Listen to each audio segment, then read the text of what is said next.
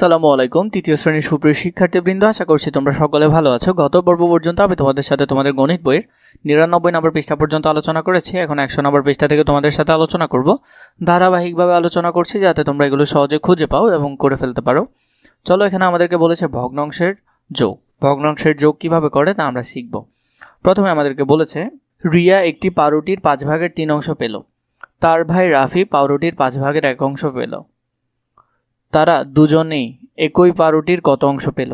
তাহলে আমরা যদি এটা করি তাহলে এখানে দেখো, সে পেল কত? 5 ভাগের 3 অংশ। তার ভাই পেল আরও 1 অংশ। তাহলে মোট কত? 5 ভাগের 4 অংশ ওরা পেল। তাহলে আমরা কি যোগ যদি করি, এখানে দেখো লিখেছে 5 ভাগের 3 অংশ একটা, 5 ভাগের 1 অংশ তার ভাইয়েরটা। এখন এখানের মধ্যে আমরা যদি যোগ করে নিই, যোগ করলে কি হবে? এখানে 5 আর 5 সেম সবসময়, এখানে এটারটা এটার মতোই বসে যাবে। যদি সেম হয় একই বেশ বসে যাবে।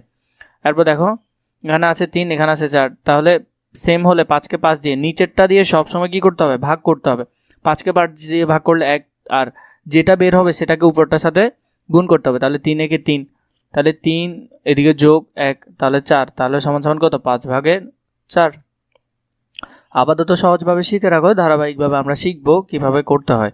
জাহিদের গণিতের বাড়ির কাজ শেষ করতে সময় লাগে 5 ভাগের 2 ঘন্টা এবং ইংরেজি বাড়ির কাজ শেষ করতে সময় লাগে 5 ভাগের 3 ঘন্টা। এই দুই বিষয়ের বাড়ির কাজ করতে তার কত ঘন্টা সময় লাগে? হিসাবটি সহজ। আমরা পূর্বের মতোই 2টি ও 3টি হিসাব করব। উপর নিচেটা সেম থাকলে সেম বসাই দিব, আর উপরটা কি করে ফেলবো? যোগ চিহ্ন আছে তাই যোগ করব। 3 আর 2 কত? 5। তাহলে 5 আর 5 যদি কাটি তাহলে উপরেও 5 নিচে হবে। আমরা ভাগ করলে কত পাই? 1 পাই। এটা আমি তোমাদেরকে পূর্বের ভিডিওগুলোতে বলেছি। তাহলে কত? 1 ঘন্টা। যখন আমরা সমহর বিশিষ্ট ভগ্নাংশের যোগ করব, যোগফলের হর হবে ভগ্নাংশগুলোর সাধারণ হর এবং লব হবে ভগ্নাংশের লবগুলোর যোগফল। তাহলে এখানের মধ্যে আমরা এরপরে যদি করি, যোগ করি, তাহলে এটা সেম থাকলে উপরেরটা কি করে দিব? শুধু যোগ করে দিব। 3 আর 2 কত? 5। তাহলে এটা যদি করি তাহলে 7 ভাগের 5 হবে। নিচে 7 হবে, উপরে কত হবে? 5 হবে। এটাই তো। চলো আমরা এগুলো করে দেখি। এখানে আমাদেরকে বলেছে কিভাবে আমরা এগুলো সবগুলো সমাধান দেখবো এখন ধারাবাহিকভাবে। এখানের মধ্যে আমরা যদি এটা করে দেখি তাহলে নিচেটা সেম থাকলে সেম বসিয়ে দিব, আর 1 আর 2 যোগ করলে কত হয়? 3। তাহলে 3কে 3 দিয়ে কাটলে কত হবে? 1 হবে। এভাবে করে আমরা বাকিগুলো সমাধান দেখে নিই। এখানের মধ্যে দেখো আমরা প্রথমটা করলাম, এরপর দ্বিতীয়টা। এখানের মধ্যে প্রথমে সেম থাকলে সেম বসালাম, আর উপরে যোগ করলে এটা আসছে। এরপর নিচে সেম থাকলে সেম বসালাম, উপরে যোগ করলে 2 দুগুণে কত? 4 হচ্ছে। এভাবে করে এখানে বাকি 12টা পর্যন্ত আছে। শেষেরটা যদি দেখো 9 সেম, তাহলে 4 আর 3 যোগ করলে কত হয়? 7 হয়। এভাবে করে তোমরা ধারাবাহিকভাবে সবগুলো অঙ্ক করে ফেলতে পারবে। 3 নম্বর দেখো, একটি বাঁশের 7 ভাগের 1 অংশ লাল, 7 ভাগের 3 অংশ সবুজ রং করেছি। মোট কত অংশ রং করেছি? এই রং যদি আমরা বের করি তাহলে যোগ করলে, এটা যোগ করলে 7 আর 7 সেম থাকবে। 3 আর 1 যোগ করলে কত? 4। তাহলে নিচে 7 উপরে 4। 2 নম্বর দেখো, রিয়া একটি দোকান থেকে 5 ভাগের 1 মিটার এবং লিয়া 5 ভাগের 3 মিটার রঙিন ফিতা ক্রয় করলো। তারা একত্রে মোট কত মিটার ফিতা ক্রয় করলো? তাহলে এখান থেকে যদি দেখো 2 নম্বরে কি আছে? রিয়া একটি দোকান থেকে, আমরা যদি লিখি এত অংশ এবং এত অংশ কি করতে হবে? যোগ করতে হবে।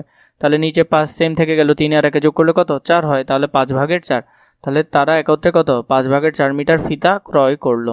এর পরবর্তী 3 নম্বর দেখো, রিয়া একটি কেক এর 8 ভাগের 5 অংশ খায় এবং নিধি 8 ভাগের 2 অংশ খায়। তারা একত্রে মোট কত অংশ খায়? তাহলে 8 ভাগের 5, 8 ভাগের 2 যদি যোগ করি, নিচে 8 উপরে কত? 5 যোগ 2, তাহলে 8 আর উপরে কত? 7 হবে। তারা একত্রে কত? 8 ভাগের 7 অংশ খায়। 4 নম্বরে দেখো এখানে কি আছে? রেজার বাড়ি বিদ্যালয় থেকে 10 ভাগের 5 কিলোমিটার পশ্চিমে এবং মিনার বাড়ি হলো এত কিলোমিটার পূর্বে অবস্থিত। রেজার বাড়ি থেকে মিনার বাড়ির দূরত্ব কত? যদি যোগ করি আমরা উত্তর পেয়ে যাব।